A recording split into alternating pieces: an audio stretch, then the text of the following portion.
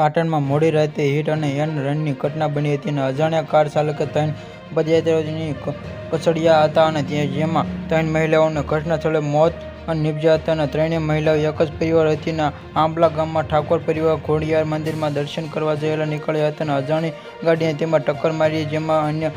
5 પદયાત્રીઓ ઇજાગ્રસ્ત થયા છે અને મૃતકોની નામ કે ભુંજાબેન જયારામ અને રોશનીબેન જગાભાઈ અને શારદાબેન કડવાજી અને ઇજાગ્રસ્ત પદયાત્રીઓના મહેન્દ્રભાઈ ઠાકોર અને રાહુલ મગજીના ઠાકોર અને નિલેશ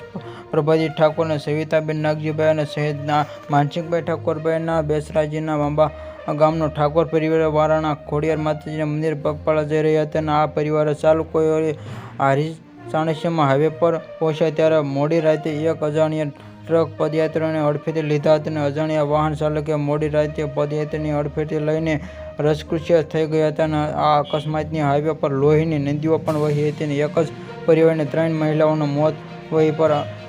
આકંત જોવા મળ્યું હતું અને બીજી તરફ પરિવારના ઘાયલ થયેલા લોકોને રસ્તા પર તરફડી મારતા હતા અને ગંભીર રીતે ઇજાગ્રસ્ત પદયાત્રીઓની ધારપુરમાં સિવિલ હોસ્પિટલમાં ખસેડવામાં આવ્યા હતા અને બીજી તરફ હારીજ પોલીસ ઘટના સ્થળે પહોંચી ગઈ હતી અને તપાસ ધરી હતી અને અજાણ્યા વાહનમાં ચાલક સામે ગુનો નોંધી તેને શોધખોળ શરૂ કરાઈ હતી. Subscribe my channel, like, share.